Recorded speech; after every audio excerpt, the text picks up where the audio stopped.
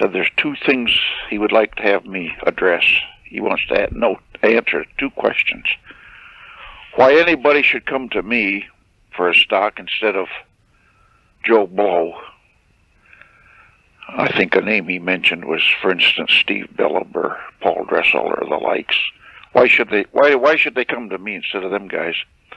And how are my guns different? And you told me once, I think George Douglas put one of mine and one of Fisher's in your hands, and maybe I don't remember all the details. You had one in each hand and looked at them and hefted and looked and so on and so on and so on, and decided on mine. Is that about the way it was? That's exactly the way it was. And what did you see? Why did you pick mine? Or what do you see in mine that you don't see elsewhere? Are mine different? Well, I think your execution of craftsmanship is impeccable. I think your attention to detail is irreproachable, and I think the guns that you build, the overall balance and feel and heft, they almost feel like they're an extension of your arm rather than some foreign object that you're trying to hold. Oh, okay. That's what I wanted to hear. I don't know. I've probably heard that you say this before, but I wanted to refresh my memory, make sure I hit it right. I don't know how to, how do I tell him, why should anybody come to me? I don't know why he should come to me, but you could tell me why you came to me, see? So I might as well get it right, you might say, from a customer, right from the horse's mouth, as it were. Well, that's exactly right. Like I said, George pushes Jerry Fisher rifles, had pushed Jerry Fisher rifles, with, he just kept telling me what a super investment they were. Yeah. And, I was still a lover of wood. The guns with the wood on were inclined to catch my eye over Jerry Fisher's rifle. Yeah. When I bought one of Earl Milliron's guns. At the same time this gun was there that Fisher built, George kept pushing the Fisher gun. But I just couldn't bring myself to it because the Fisher gun was a comparatively, a fairly plain wood. Yeah. So I bought the Milliron. Okay. Then as time went on, and I decided I was going to buy a rifle, well, George kept pushing the Fisher rifle.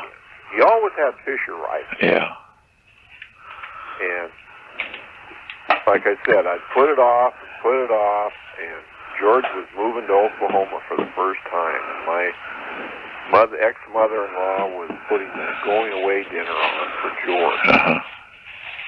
And I thought, well, shit, I'll go. And I thought, well, shit, this is probably a good time to pick that rifle up. He'll be gone, and I won't have another chance. So I went up there with my checkbook in my pocket. I attended the dinner, and I talked to George, and I said, well, let's go up and see if we can do business on that rifle. And we went up to George's house after the dinner, and he had to go into the back room to get the Fisher rifle, but he said, he says, you might want to take a look at this while you're waiting. He said, I just got it in the mail. Yeah. And he handed me your gun. Yeah, I think he got that from Chiswick. Huh? I think he got it from Chiswick. Oh, I don't know where he got it. But... Well, didn't you built him a gun? Yeah, I'm not sure how many. He, at one time, right about then, he gave me a standing order for 3 a year. That was the time, I think, that was the time. Yeah. After that, or what? Yeah.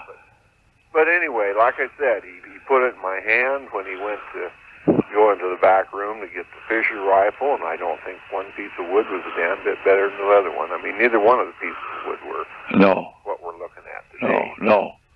But anyway, I mean, I had the two of them in my hand, side by side, and in my opinion, there was just, like I said, your gun was just, the execution of craftsmanship was just, I couldn't see in my crude way, I couldn't see absolutely any way it could have been executed any better.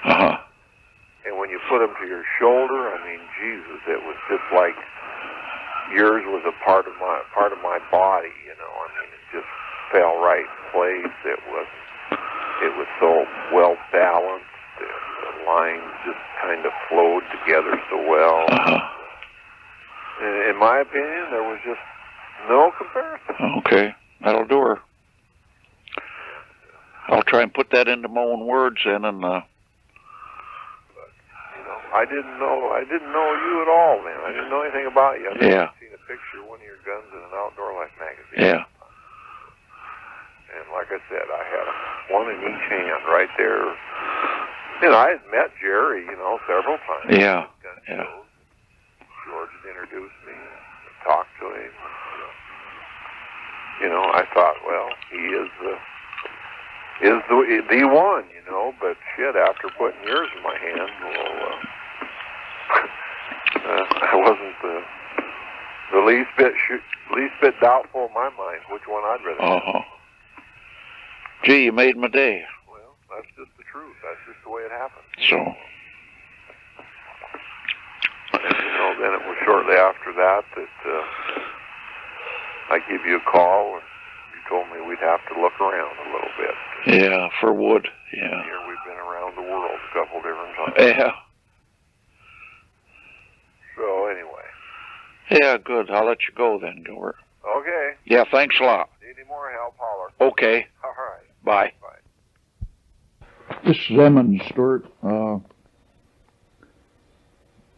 I haven't been feeling the perkiest for a few days, so that's the reason for the delay here in getting this tape to you. But I'm going to start by doing you a favor and letting you in on a little-known secret about myself. And that is that I'm somewhat of a poet. And I don't generally make that known because people look upon poets as being somewhat, the George Bush type, you know. But I'll give you an example of my last one, and you can judge for yourself. The title is, what is the title? Something about the dean. Anyway, the dean undressed with quiet zest the vicar's wife to lie on. He thought it crude to do it nude, so he kept his old school tie on. And to show you, hopefully at least, that there is some improvement, the one I did just before that, with apologies to Longfellow, goes like this. Under the spreading chestnut tree, the village smith he sat, amusing himself by abusing himself and catching the drops in his hat. Now, to get on with the business at hand. My interest in guns, probably in my genes, inherited from my father. Back in the Depression years, that would be mid-30s to prior to the war. You could buy a Krag for $1.50, Enfields for, say, 15. 15 sounds cheap today, but it wasn't exactly chicken feed back then. You could buy about 3 tons of coal for $15. Today, a ton of coal is $100. So that isn't quite as cheap as it sounds.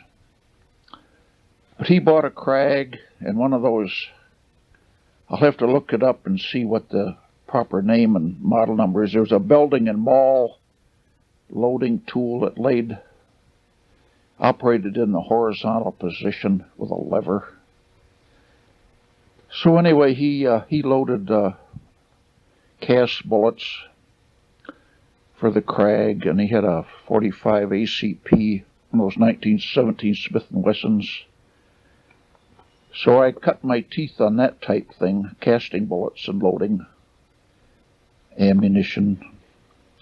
He enrolled me in an NRA-affiliated or sponsored shooting course in town, which was a 50-foot indoor range. we went through all the positions, the prone and sitting and kneeling and offhand, and you won medals just like the big boys. Pro marksman and sharpshooter and on up. And then he bought me a 57 Winchester, which was you might call it a baby brother. They've been obsolete for some time. It was like a baby brother to a 52. And then one of the great joys of life was hunting, rabbit hunting with my dad. But I didn't have a gun. He didn't have a spare.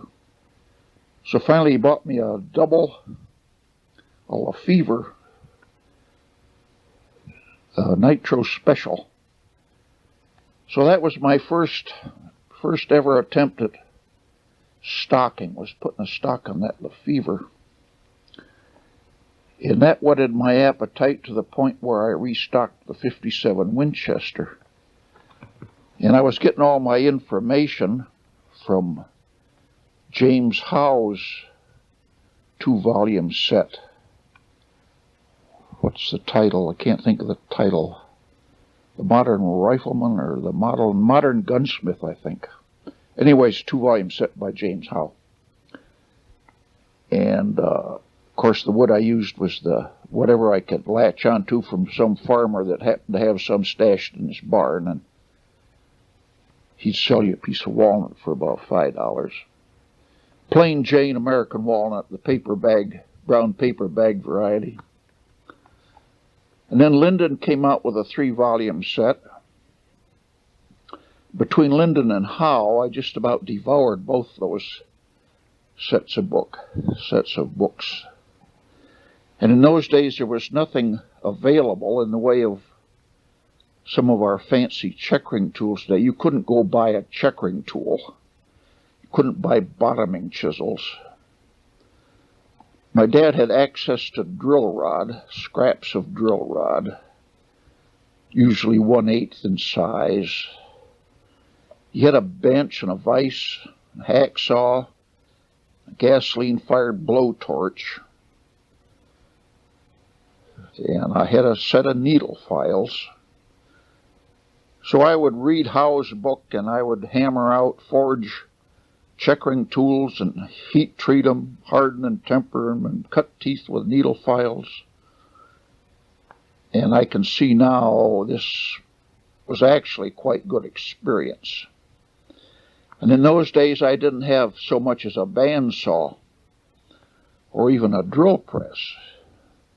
I had a brace and a bit, a hammer, mallet more appropriately called, some chisels, carpenter chisels. And that's what we mean today when some of us refer to or say we have paid our dues. I've paid my dues, or so-and-so has paid his dues. And I think one needs to make at least a dozen stocks this hard way to find out what stock making is all about. And the world today is full of the machine-made stock artist. If it isn't 95% finished, he's at a total loss. You hand him a hunk of wood and a plane and some chisels and a hammer and a brace and bit, and he could no way in the world make you a stock. And that's sort of a sore point to me when I hear some of these fellows referring to themselves as stock makers. Half of them don't do their own work even. They all farm it all out. So anyway, just prior to the war, I was taking flying lessons. And I had soloed, and I had acquired about 100 hours. And flying was in my blood to the point where I went up to Canada and tried to enlist in the Canadian Air Force for pilot training. The United States wasn't in it yet. And at that time, the Canadians weren't feeling the pinch, and it was thanks but no thanks. They didn't need any outsiders. They did eventually. So I then went, when they turned me down, I then went to Honolulu. Spent the entire war on Ford Island at Pearl Harbor in a civilian capacity. And I might add that all that flying activity was sure right up my alley. Spent half my time in the control tower. When the war was over, I came back, spent about a year and a half in Alaska and the Yukon, mostly traveling the Alcan Highway between Fairbanks and Whitehorse. And I was installing long lines communications equipment. And I guess my greatest claim to fame is seeing it go to minus 83 below at a weather station in the Yukon named Snag. It's the coldest ever recorded on this continent. I think the record still stands. For about 3 weeks, it didn't get above 75 below.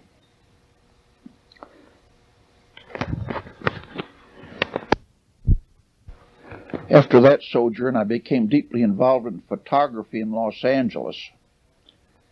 And in casting about as a freelancer, I looked up Joe Pfeiffer. A lot of people today have never heard the name, but at the time he was the barrel maker, the premier barrel maker.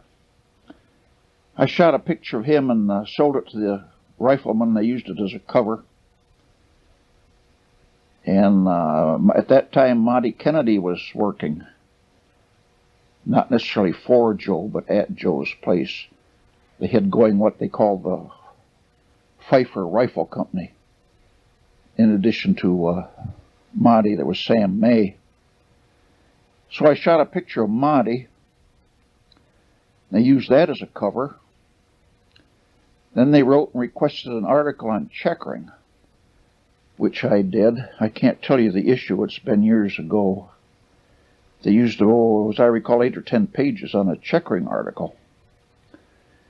And might be a good time to add, Joe Pfeiffer had the name and the reputation and the backing, but Sam May is the guy that knew how to make barrels and is the one that got his hands dirty. And he's still in business up in Flagstaff, known as Apex.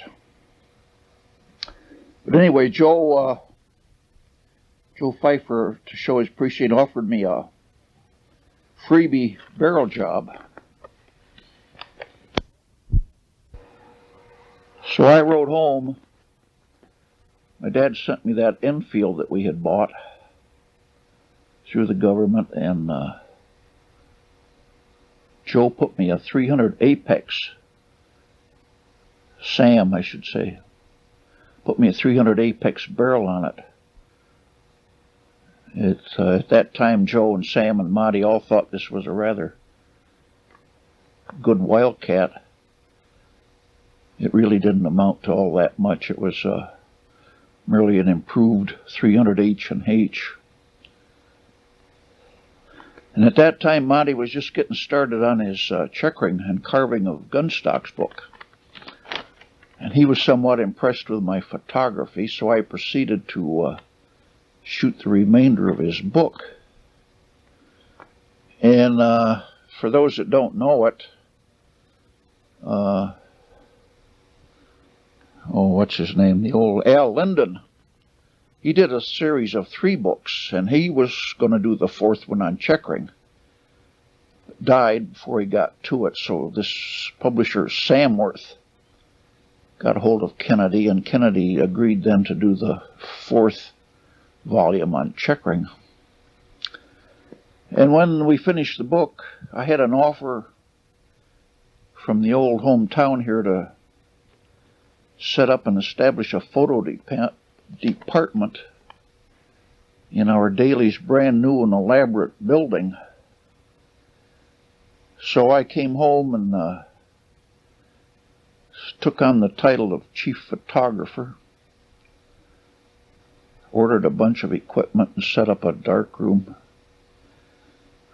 But that I worked at that for about 5 years. When they say chief photographer, what that meant was I was the only photographer. So I was working days and nights and weekends and holidays. On Christmas, when everybody was off, I was shooting Santa Claus, doing fires and wrecks at midnight, and Decoration Day, when everybody was off, I was at the cemetery. So I got my belly full of that. And about 5 years at the newspaper, I gave it up. I might add, too, that newspapers are notorious for their poor pay. They give you a title, but no money. When you go to the grocery store, they don't care about your title. They want to see cash. Everybody's an editor of some sort in a newspaper. So I gave it up, went into construction. And I worked at that for a number of years, but that's quite seasonable in this climate. You can't work half the winter, even when there is work. So I was still into guns, pursuing them best I could with what time I had. And quite by luck at that time, I was offered work. Well, some of my work was seen by Jim Carmichael, John Amber, Ken Waters. And this led to some published articles. And they all offered me work. Some of that led to work for Jack Slack. And that developed into doing some work for Loophole. So I was off and running, you might say, and I've been full-time ever since. Should say perhaps that I did a rifle that went to Russia as a presentation piece, but I don't know for whom. Obviously it wasn't for Ivan the sheep herder. And I was merely told not to ask too many questions, and I wouldn't have to be told too many lies. Since going full-time, there's never been a shortage of work. At one time I had about a 4-year backlog. That's mainly because I never learned to say no. Now I have that down to about 18 months to 2 years. I get probably an average of, I don't know, one request every 1 to 2 weeks. And when I question customers regarding their druthers, if a guy wants a custom gun, I think he should tell me, does he want a foreign tip or not? What kind of a cheek piece does he like? What kind of checkering does he like? Points or fleur-de-lis? He should have some druthers. And invariably, they say, I don't know, what do you think? I don't know, what do you think? And then the bottom line is, he says, I want this to be a Bob Emmons rifle. And about the time I started getting all this work through my exposure with Carmichael and Amber and Waters and Loophole and Slack, people started requesting that I cut my name and a serial number on barrels. So I've been doing it quite regularly, and not quite regularly, very regularly, and I think I'm now, without looking, 220 something. And I'm now merely terribly selective in what I do. Prima donna-ish, if you will. And I don't think I mind you even saying so. You see, I'll tell you a little story. One time I was having a problem. I don't have a lathe. I was having a problem drilling short 2-piece stocks for through bolts. And I knew Monty didn't drill them on a lathe either, but I didn't know how he did drill them. So I called Monty. Monty, how do you drill for a through bolt in a two-piece stock? For instance, just so we were on the same wavelength, I said, for instance, a Ruger number 1.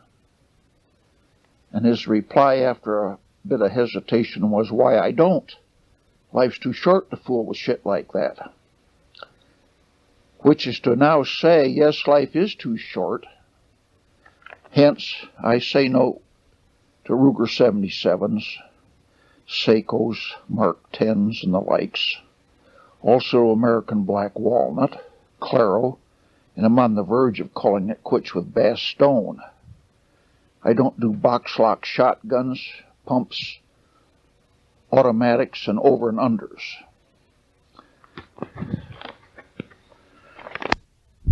It was for a time when I seemed to be getting a lot of requests for high-grade shotgun work. And I still don't know why I started declining. But I did quite a few, Hollands and Purdy's, and did a Boss and a Le Bout Corlet. And I wish now I'd have pursued that line. Did some German side lock drillings. And if you want something to stock that'll separate the men from the boys and blow your mind, there's one. And I wish now I'd have pursued that line, and I could probably be convinced to do a few even today. It's good work. It's the best work there is. I didn't know it at the right time, I guess, but I can see it now, and it's for the right type clientele, and it eliminates the metal work hassle, which is becoming really untenable.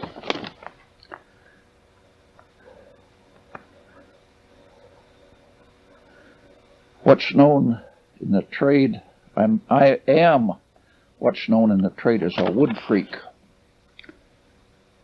I like my wood, which explains why I throw up my hands to the aforementioned, what I call junk woods. And, of course, we all know that Juglans Regia, whatever you want to call it, is the wood par excellence.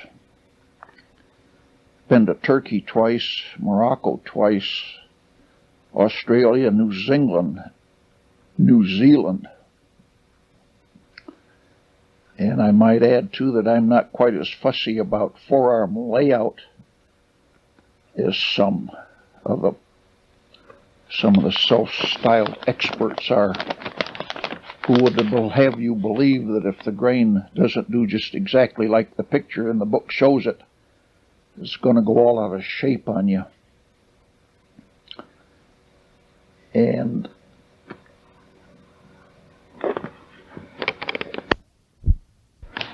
Monty Kennedy pioneered the use of the electric checkering tool. He had the first, serial number 2, Dembart, a fellow named Joe Bartolat, developed and made that at the time. He wore out, the first one wore out number 2. I don't know if he had it rebuilt or bought another one. I think he had it rebuilt.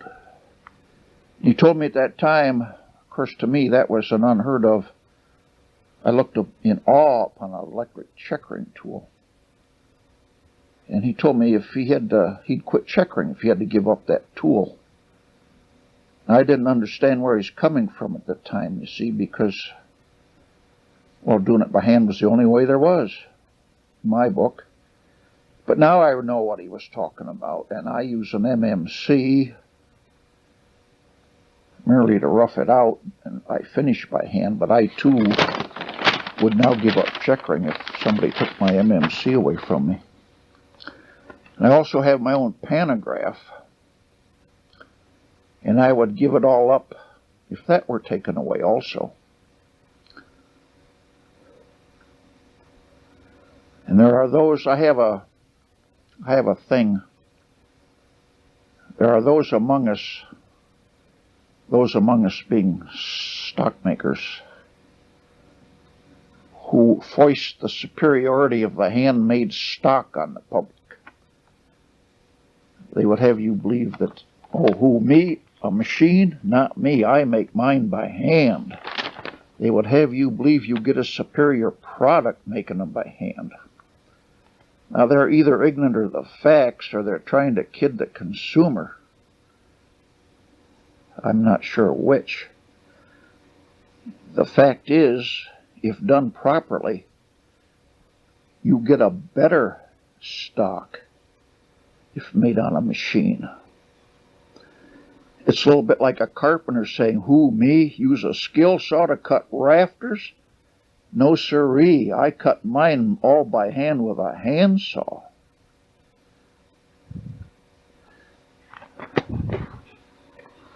And regarding this thought of getting a better stock if it's properly done on a machine, I'd sure like to stand up to one of these guys anywhere, anytime, and debate that issue. This handmade from the block being expression is hogwash, pure and simple. But I have, however, paid my dues, as I was saying earlier. If you hand me a blank and a hammer and a chisel and a brace and a bit and a draw knife and a spoke shave and a few things, a rasp, I'll make you a stock out of it. The world today is becoming full of guys who couldn't make a stock if their life depended on it. They farm everything out. They send the wood out for inletting. The guy glasses them. They're barreled action. When it comes back, it's already in the wood.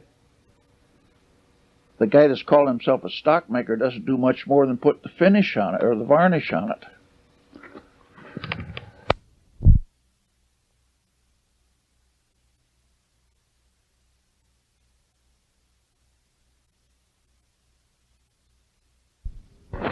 Somewhere in here I have to give credit to old Monty. I'm sure a lot of the kudos and accolades I get are undeserved. Any that are justifiable, I have to give all the credit to Monty. He was and is my guiding light, as it were. He's untouchable as a craftsman. Until my association with him, I didn't know it at the time, but I had never seen a real custom gun stock. I didn't know what custom stock making could be and should be. When I was shooting pictures around there, around Pfeiffer's and Monty, I shot an extreme close-up on 4x5 film. Not even the entire checkering tool, just the shank and the cutter and the end of Monty's fingers and a portion of the grip. And at that time, Monty was cutting a lot of 20 and 22 line checkering. So I blew that up. I now have it on the wall near the bench as an 11x14. Very sharp, very good quality. And when I think I'm getting pretty good at checkering, I take a look at that 11x14, and it sure is sobering.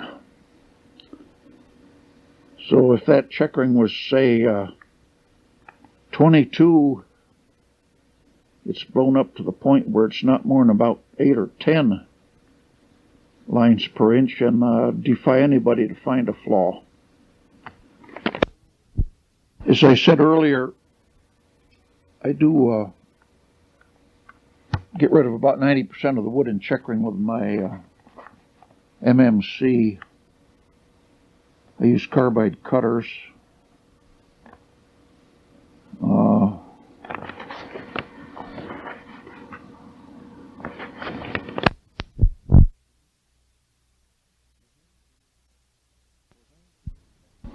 For hand tools, I've got probably a bushel basket full.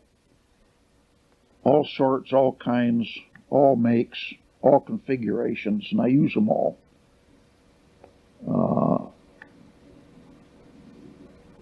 It helps to have the right tool, and I find different woods, different situations require different tools, or at least they do for me. As far as stock finishes go, I'm not much of one to experiment. I've tried them all. I think I have. I've compounded a few myself. I think I stick pretty close to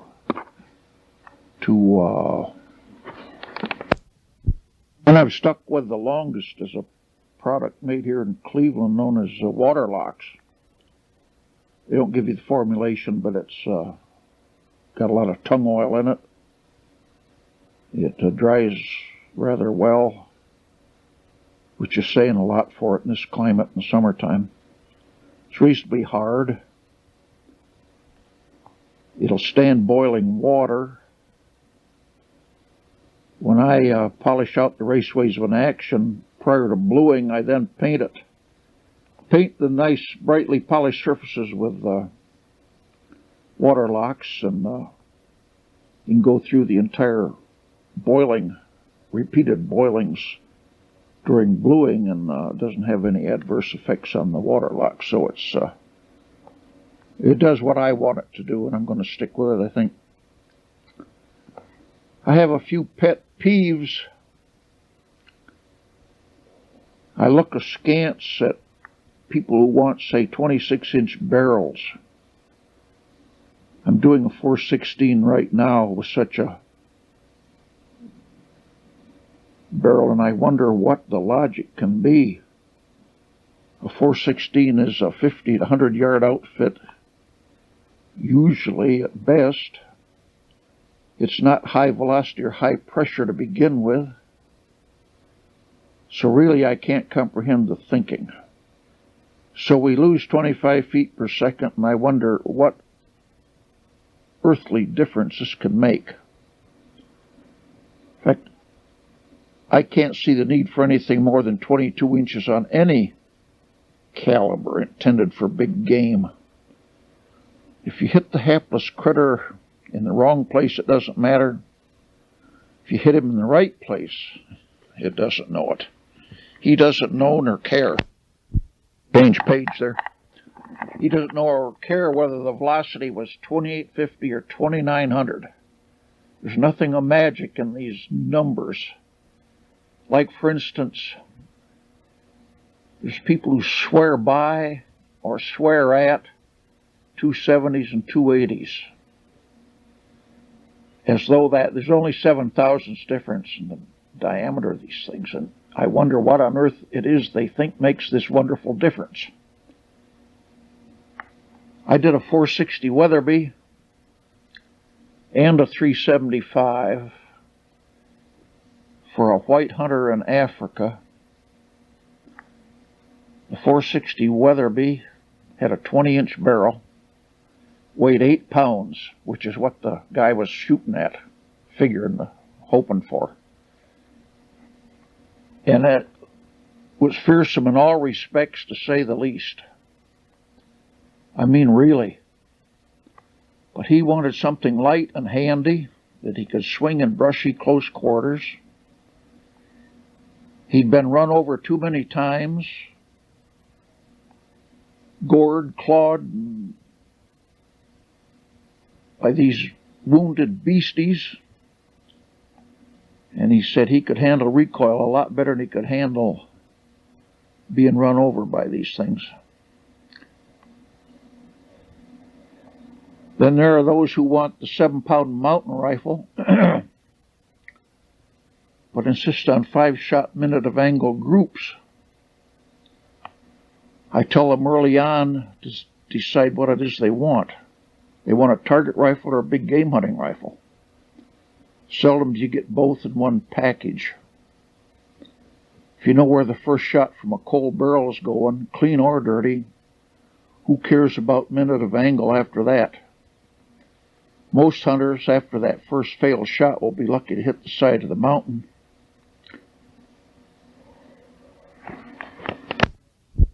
Can worry about that magic minute of angle that they read about in the gun magazines.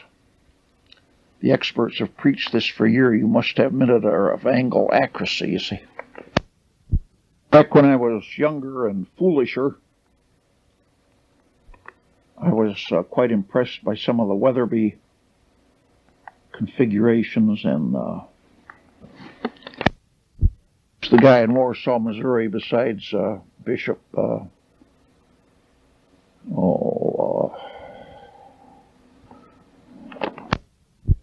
the guy I'm thinking of? I was pretty impressed with some of his wild configurations at one time, and did my share of them. I went through the zebra wood bit and the 45-degree angles, and the severe flared grips. I now call them branch hangers. That's when you have to take a crapping route in the wilderness. That comes in handy for hanging your gun on a branch.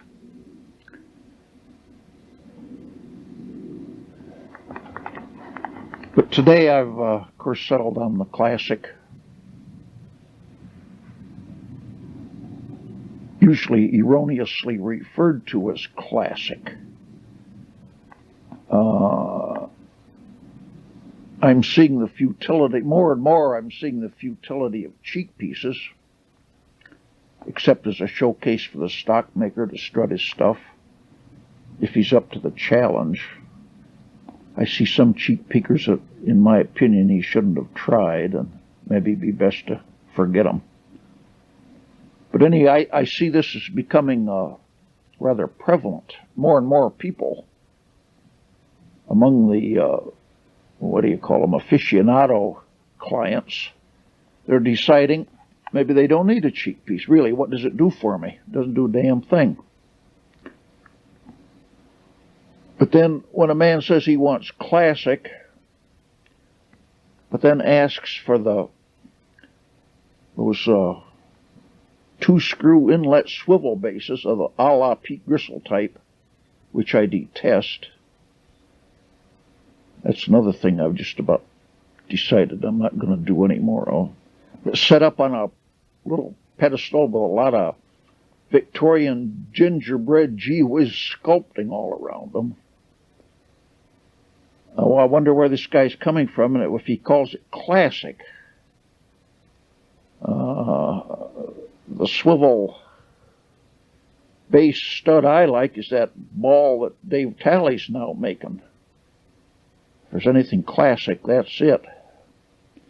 I don't recall seeing any of the other stuff, those fancy Victorian things on any of, for instance, Bob Owens guns or early Griffin and Howes. I don't know what Griffin and Howes doing today, but they didn't used to use that stuff. Shellhammer and Linden, and you didn't see any of their stuff with this Victorian approach.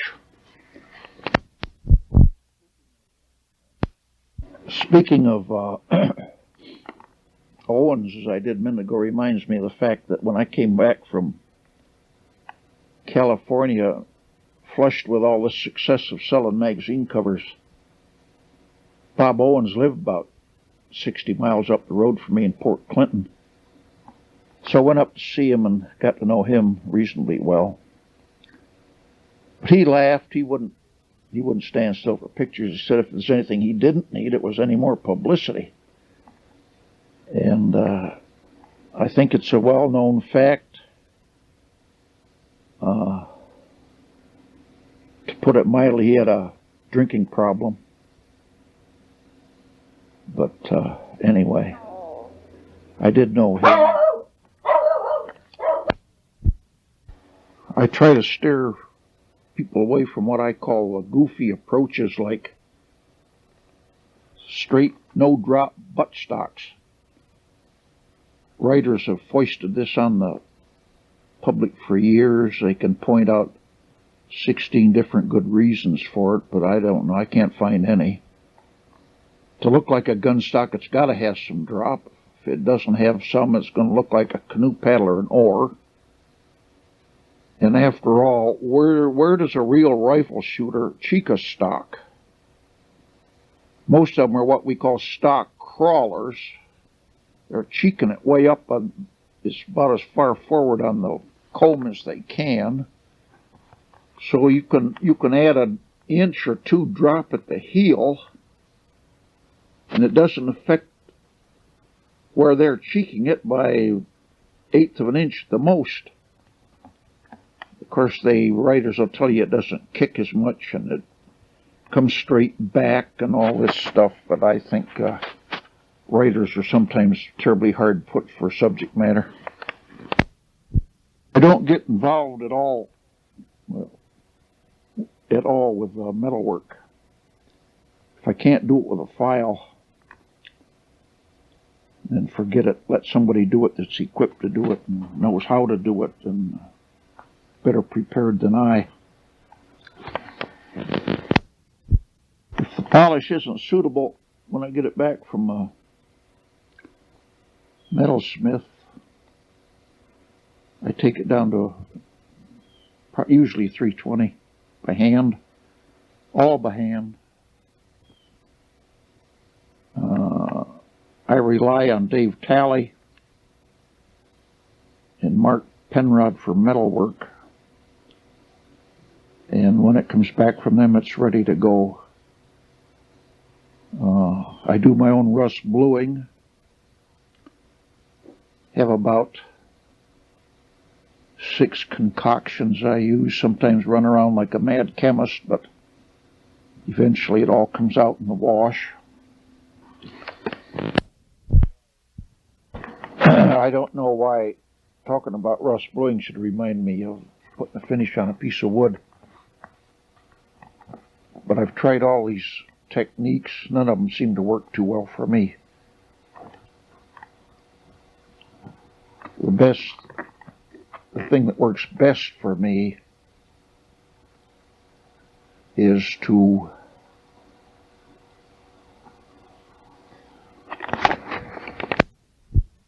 I raise the grain twice, cut it back, usually with 280 for the last time. Then I raise it one more time and leave the pores open. I don't then de-whisker it. Put the finish on with the grain open.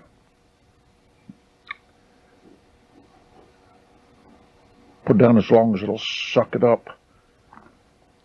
And when it's dry, I then wet sand with 320 and thinned out Waterlox. And I leave that slurry work up. There's always an excess if you don't wipe it down, which I don't. There's this excess of slurry, which I spread around with my fingers to get it as even as I can and leave it dry. Now wet sand that. This stuff cuts quite easily. It's no big deal. You cut that back with some more 320. So in effect, you've raised the grain 3 times total.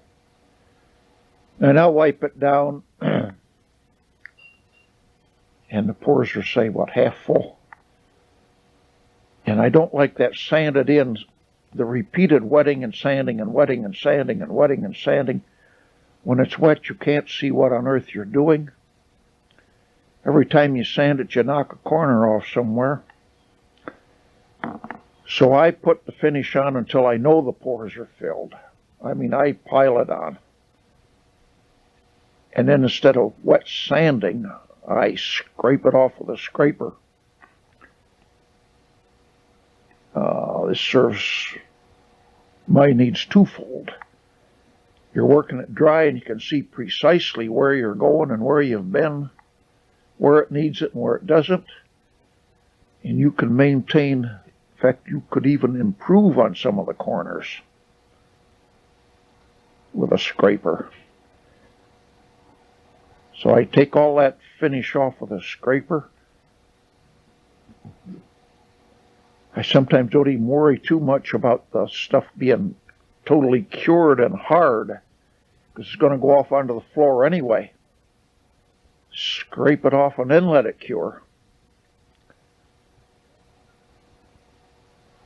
And then I'll play it by ear. Go over it with Scotch Brite or steel wool and finish, and all sorts of little things I do, but that's basically it.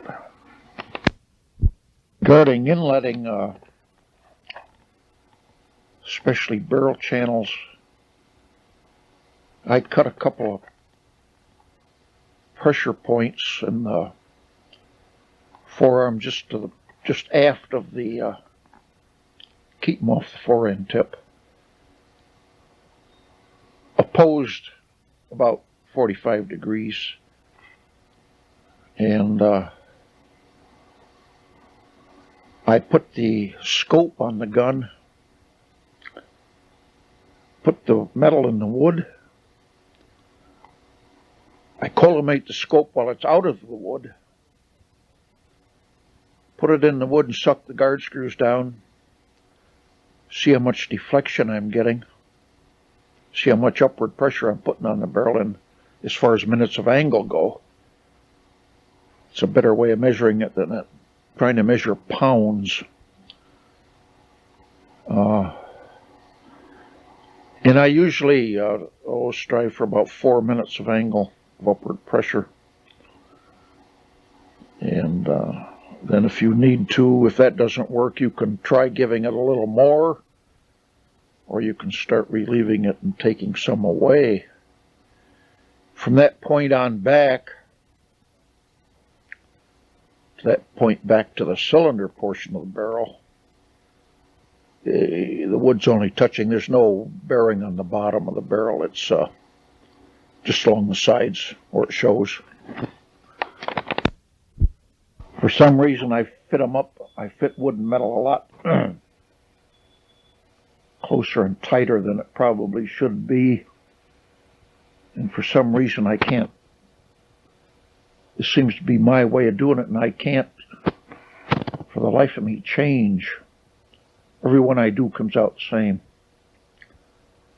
So if you take the guard screws out,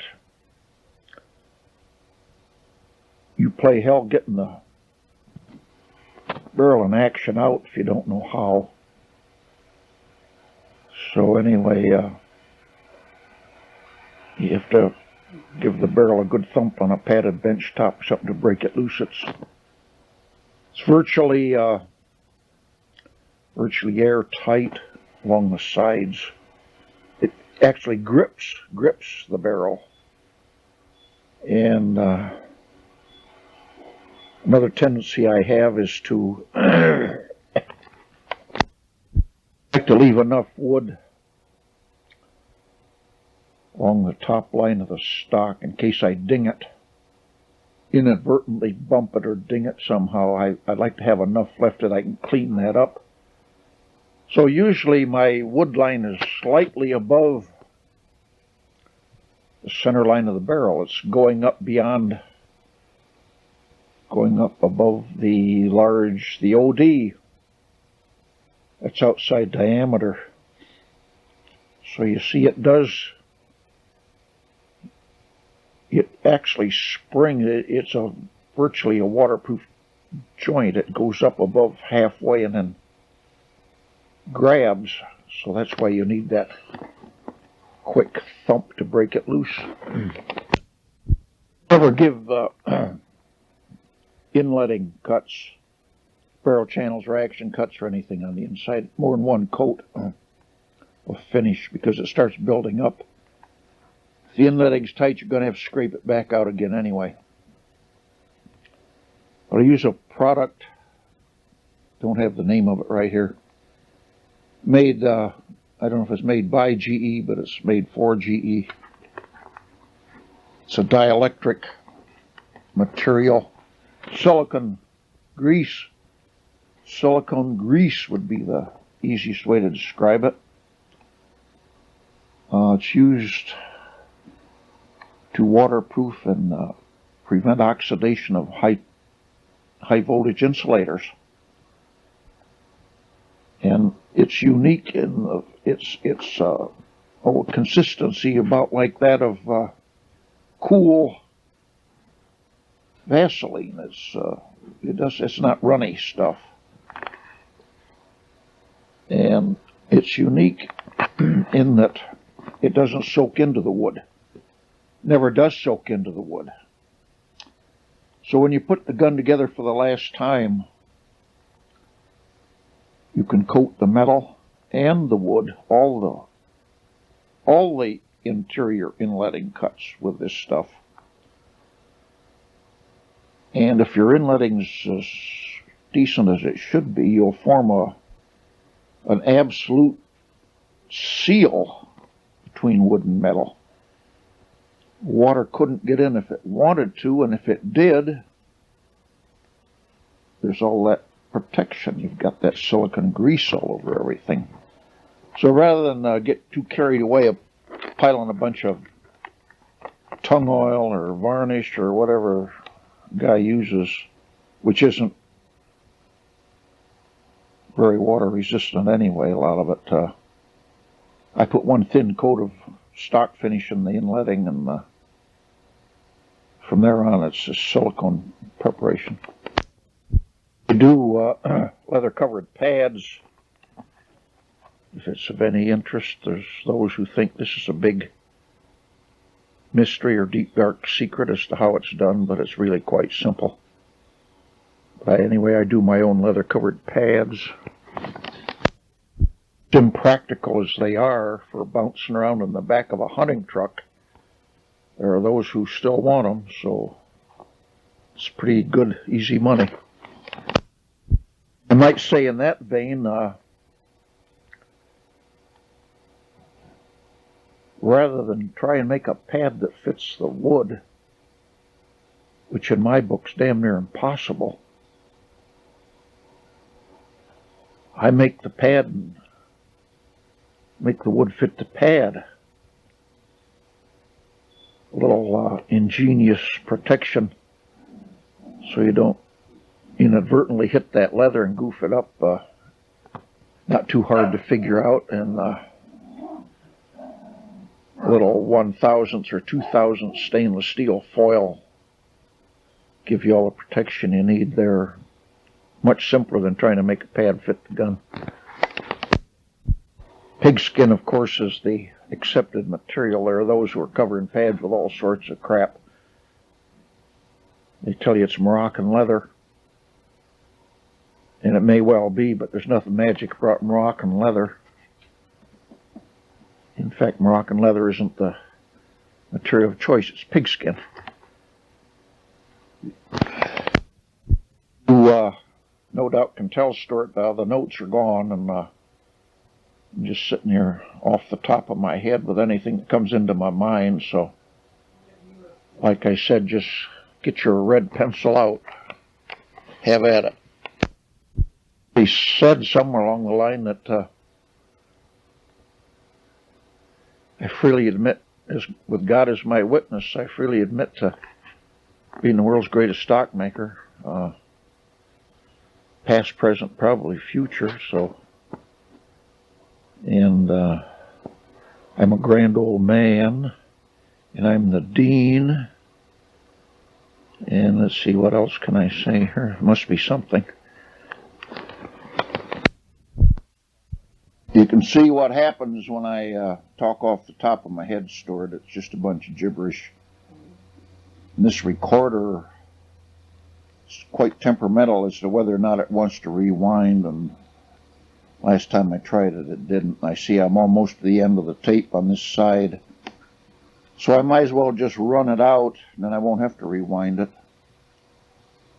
And for your article, you might be interested to know that a couple of years ago, I don't know, 3, 4, I did quite a bunch of prototype work for Remington. And one of the things I came up with, they used on that gun, they came out with it, they called their mountain rifle. And I made quite a number. Seemed like almost every weekend I was running over to Ilion, spend the weekend going over, and then I'd be there for meetings on Monday morning. But when you see you know, you try and come up with some detail work on these stocks. Make it look like you knew what you were doing. Then the guy that's sanding it is a piecework job, and he has a quota. And he sands a stock in about a half an hour. It's on a vertical pneumatic spindle, cushioned spindle. He sands that thing about half an hour, and of course there goes all your detail up the dust collector. And a couple of meetings I had with him, some of the brass came over from powers that be, I guess is a better word, came over from Bridgeport, and all the guys from Millions R&D were there, and I tried my damnedest to get them to change the bolt handle on that 700. Until one day, one of the wheels said, well, what's wrong with that bolt handle? And of course I knew right then that I was, might as well forget that issue. If they didn't know, I certainly couldn't tell them. So I did a prototype stock for U.S. repeating when they were trying to come up with something that would set the world on fire when they were in such dire straits. And I did one. I didn't even charge them for it. I didn't checker it. I just put a coat of finish on it. So they gave me, in appreciation, they gave me one of their limited edition. I think it was a 280. I don't know what they had, some fancy name for it, but anyway, I appreciated that. Still some tape on here. We've had our fun making me out like a egomaniac that doesn't wear a hat because they don't come big enough, but I would ask that you, anything you have to say, you can have your fun, but make it apparent that it's all in jest, because I think you know I'm really not all that what? Impressed with myself or my work. Yet to do a stock that satisfied me. I strive each one, and you do actually, you learn, you can make stocks for 100 years, and you learn, invariably you learn something. And on the next one you try and take advantage of what you learned and improve. And it's terribly hard to judge your own work. You can't be, what's the word? Objective, I guess is the word. I can't be subjective when I look at my own work. And what I do today might look great. I see it next week, and I see things that I wonder, why on earth did you do that? Or why did you allow that line to occur? Why didn't you do this or that or the other thing, which would have improved it? And so many times, it's the way the light hits your work as to what you see. And when you've got the light right to do what you're doing, you don't see it in the right dimension. I'm going to run this tape out now and have a lot of fun with this if you want, Stuart.